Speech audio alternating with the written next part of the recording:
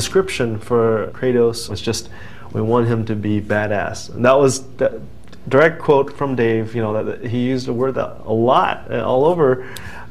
So I knew okay, that's a definite, we need to get that. But at the beginning, we didn't even know if it was gonna be male, female. Some of the sketches were actually a female Kratos, possibly. We're looking for anything that might work. This was just, it doesn't really look like much. It's some kind of alien creature. Or a little bit more comical, big hands, big feet, a flame for his hair. It's almost like holding the weapon like a pool cue. Originally I was feeling like maybe we need to kind of give him a little soft spot, you know, something that humanizes him. And so that was, we tried the whole baby idea, kind of like the lone wolf and cub, and figured, okay, we can't do a baby because we can't have a baby getting injured or anything like that. So it was, okay, how about I put a puppy back there, and Dave actually liked that idea at first, but just in terms of implementing it, it would cause a lot more gameplay issues. Eventually, Dave kind of went a different direction with it, and it's like, hey, how about you have to kill the puppy before it turns into Cerebus? I was like, oh, okay.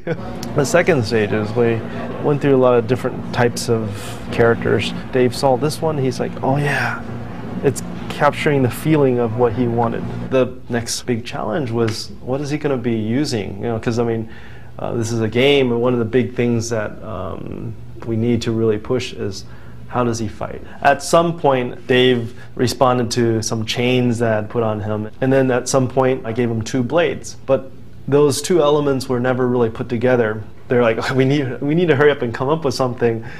And I think one day I was like, okay, I'll just go off to lunch by myself. I need to think about this. And I went to Carl's Jr. I think I still have that sketch somewhere, and it's like a little napkin sketch. That was the first sketch that we started to go towards. Kratos with the double blades, big thick blades, swinging him around with his chains.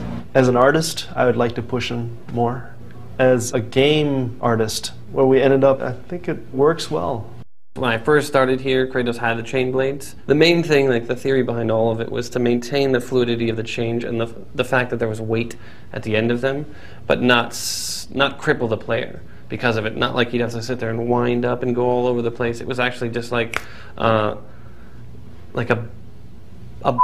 performance or something, which sounds, you know, but it's not.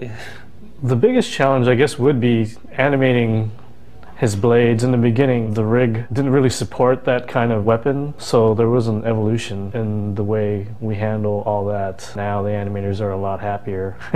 Actually, everything with the rig right now is pretty good. It's pretty easy to animate Kratos compared to the first game. Kratos was that sort of brutal, no-holds-barred, just vicious guy. What I was trying to put into it as well was it was sort of the violence, but it also had a bit of the style to it, so that you felt cool playing this guy. We wanted to keep the player interested, so we can't just do a rehash or recolor of something else. And so we struggled a lot with the powers and also the weapons. And in the first game, we had 1 sub-weapon, the chains and the sword.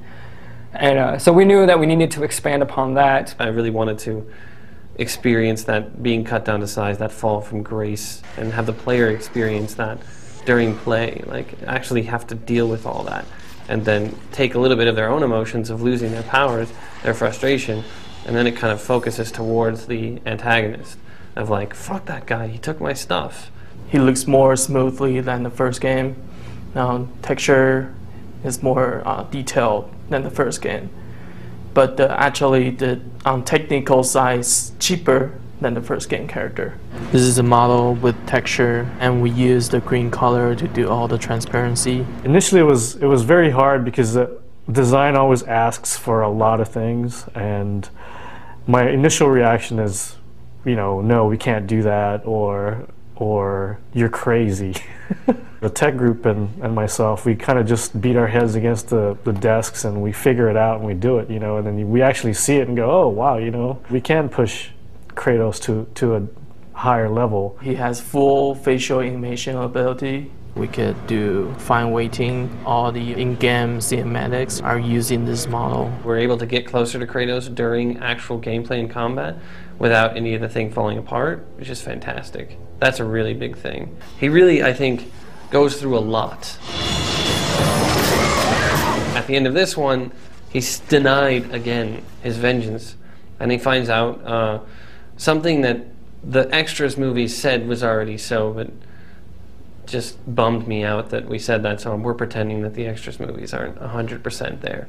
So all the people out there who are finished the game and have gotten this and have said, oh, what the hell, the extra movie said that Kratos' mom told him that Zeus was his dad.